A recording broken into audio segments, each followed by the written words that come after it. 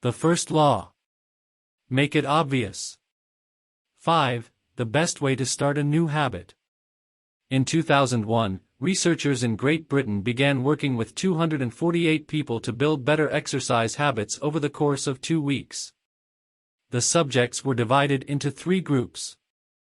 The first group was the control group. They were simply asked to track how often they exercised. The second group was the motivation group.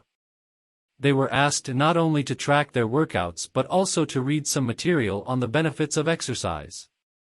The researchers also explained to the group how exercise could reduce the risk of coronary heart disease and improve heart health. Finally, there was the third group.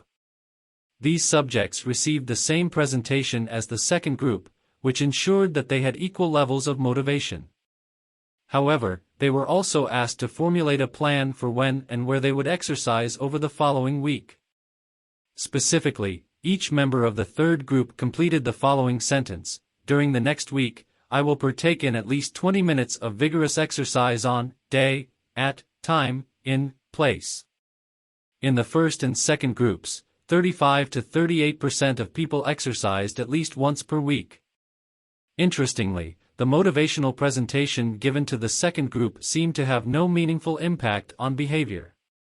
But 91% of the third group exercised at least once per week, more than double the normal rate. The sentence they filled out is what researchers refer to as an implementation intention, which is a plan you make beforehand about when and where to act. That is, how you intend to implement a particular habit.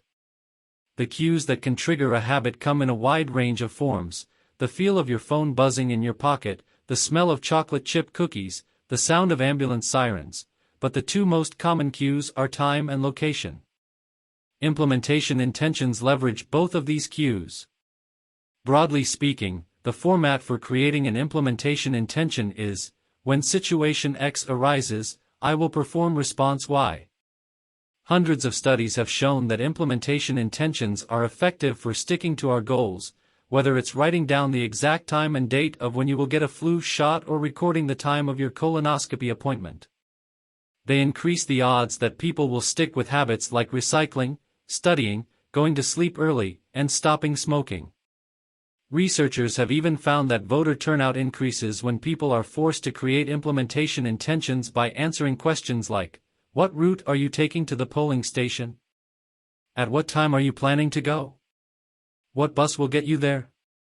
Other successful government programs have prompted citizens to make a clear plan to send taxes in on time or provided directions on when and where to pay late traffic bills. The punchline is clear: people who make a specific plan for when and where they will perform a new habit are more likely to follow through. Too many people try to change their habits without these basic details figured out. We tell ourselves, "I'm going to eat healthier," or "I'm going to write more," but we never say when and where these habits are going to happen. We leave it up to chance and hope that we will just remember to do it or feel motivated at the right time. An implementation intention sweeps away foggy notions like, "I want to work out more," or "I want to be more productive," or "should vote," and transforms them into a concrete plan of action. Many people think they lack motivation when what they really lack is clarity. It is not always obvious when and where to take action. Some people spend their entire lives waiting for the time to be right to make an improvement. Once an implementation intention has been set, you don't have to wait for inspiration to strike. Do I write a chapter today or not? Do I meditate this morning or at lunch? When the moment of action occurs, there is no need to make a decision. Simply follow your predetermined plan. The simple way to apply this strategy to your habits is to fill out this sentence: I will, behavior, at, time, in, location. Meditation. I will meditate for 1 minute at 7 a.m. in my kitchen. Studying. I will study Spanish for 20 minutes at 6 p.m. in my bedroom. Exercise. I will exercise for 1 hour at 5 p.m. in my local gym. Marriage. I will make my partner a cup of tea at 8 a.m. in the kitchen. If you aren't sure when to start your habit, try the first day of the week, month, or year. People are more likely to take action at those times because hope is usually higher. If we have hope, we have a reason to take action. A fresh start feels motivating. There is another benefit to implementation intentions. Being specific about what you want and how you will achieve it helps you say no to things that derail progress, distract your attention, and pull you off course. We often say yes to little requests because we are not clear enough about what we need to be doing instead. When your dreams are vague, it's easy to rationalize little exceptions all day long and never get around to the specific things you need to do to succeed. Give your habits a time and a space to live in the world. The goal is to make the time and location so obvious that, with enough repetition, you get an urge to do the right thing at the right time, even if you can't say why. As the writer Jason Zweig noted, obviously you're never going to just work out without conscious thought. But like a dog salivating at a bell, maybe you start to get antsy around the time of day you normally work out. There are many ways to use implementation intentions in your life and work. My favorite approach is one I learned from Stanford professor B.J. Fogg, and it is a strategy one refer to as habit stacking. Habit stacking, a simple plan to overhaul your habits. The French philosopher Denis Diderot lived nearly his entire life in poverty, but that all changed one day in 1765. Diderot's daughter was about to be married and he could not afford to pay for the wedding. Despite his lack of wealth, Diderot was well known for his role as the co-founder and writer of Encyclopédie, one of the most comprehensive encyclopedias of the time. When Catherine the Great, the Empress of Russia, heard of Diderot's financial troubles, her heart went out to him. She was a book lover and greatly enjoyed his encyclopedia. She offered to buy Diderot's personal library for £1,000, more than $150,000 today. Suddenly, Diderot had money to spare. With his new wealth, he not only paid for the wedding but also acquired a scarlet robe for himself. Diderot's scarlet robe was beautiful. So beautiful, in fact, that he immediately noticed how out of place it seemed when surrounded by his more common possessions. He wrote that there was no more coordination, no more unity, no more beauty between his elegant robe and the rest of his stuff. Diderot soon felt the urge to upgrade his possessions. He replaced his rug with one from Damascus. He decorated his home with expensive sculptures. He bought a mirror to place above the mantel, and a better kitchen table. He tossed aside his old straw chair for a leather one. Like falling dominoes, one purchase led to the next. Diderot's behavior is not uncommon. In fact, the tendency for one purchase to lead to another one has a name: the Diderot effect. The Diderot effect states that obtaining a new possession often creates a spiral of consumption that leads to additional purchases. You can spot this pattern everywhere. You buy a dress and have to get new shoes and earrings to match. You buy a couch and suddenly question the layout of your entire living room. You buy a toy for your child and soon find yourself purchasing all of the accessories that go with it. It's a chain reaction of purchases. Many human behaviors follow this cycle. You often decide what to do next based on what you have just finished doing. Going to the bathroom leads to washing and drying your hands, which reminds you that you need to put the dirty towels in the laundry, so you add laundry detergent to the shopping list, and so on. No behavior happens in isolation. Each action becomes a cue that triggers the next behavior. Why is this important? When it comes to building new habits, you can use the connectedness of behavior to your advantage. One of the best ways to build a new habit is to identify a current habit you already do each day and then stack your new behavior on top. This is called habit stacking. Habit stacking is a special form of an implementation intention. Rather than pairing your new habit with a particular time and location, you pair it with a current habit. This method, which was created by B.J. Fogg as part of his Tiny Habits program, can be used to design an obvious cue for nearly any habit. The habit stacking formula is: after, current habit, I will, new habit. For example, meditation. After I pour my cup of coffee each morning, I will meditate for 1 minute. Exercise. After I take off my work shoes, I will immediately change into my workout clothes. Gratitude. After I sit down to dinner, I will say one thing I'm grateful for that happened today. Marriage. After I get into bed at night, I will give my partner a kiss. Safety. After I put on my running shoes, I will text a friend or family member where I am running and how long it will take. The key is to tie your desired behavior into something you already do each day. Once you have mastered this basic structure, you can begin to create larger stacks by chaining small habits together. This allows you to take advantage of the natural momentum that comes from one behavior leading into the next, a positive version of the Diderot effect. Your morning routine habit stack might look like this. 1. After I pour my morning cup of coffee, I will meditate for 60 seconds. 2. After I meditate for 60 seconds, I will write my to-do list for the day. 3. After I write my to-do list for the day, I will immediately begin my first task.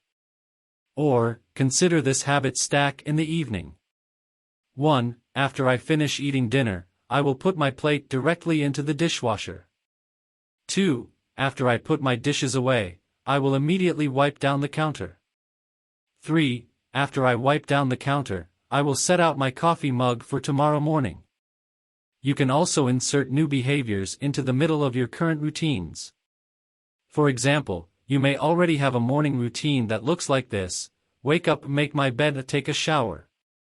Let's say you want to develop the habit of reading more each night. You can expand your habit stack and try something like, wake up, make my bed, place a book on my pillow, take a shower. Now, when you climb into bed each night, a book will be sitting there waiting for you to enjoy.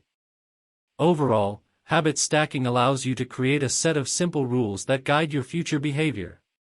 It's like you always have a game plan for which action should come next. Once you get comfortable with this approach, you can develop general habit stacks to guide you whenever the situation is appropriate. Exercise. When I see a set of stairs, I will take them instead of using the elevator.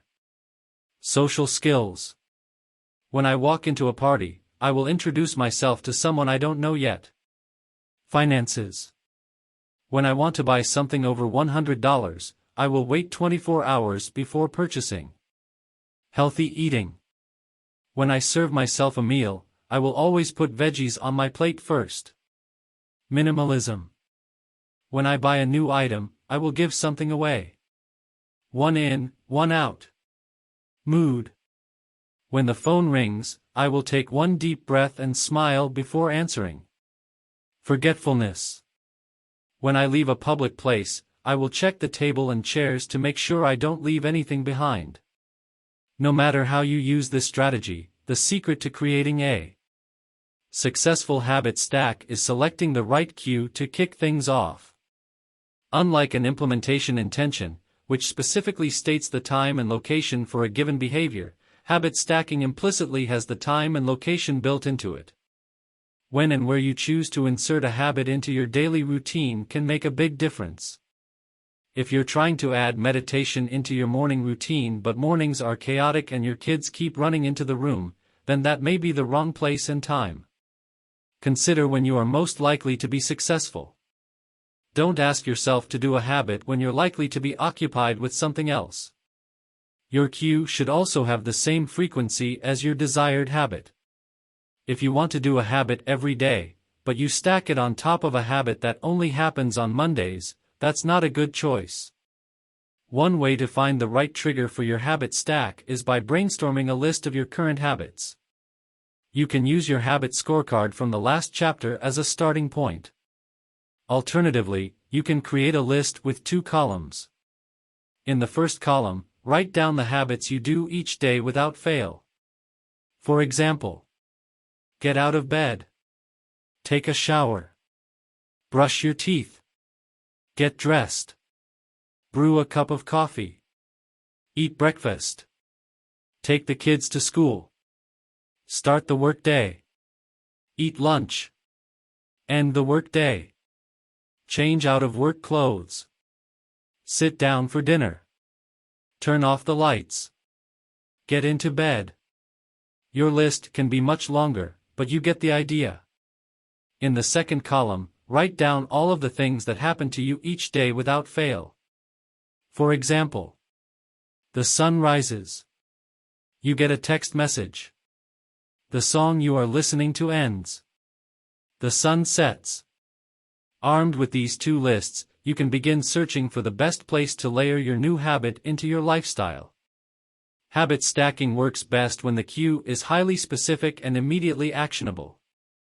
Many people select cues that are too vague.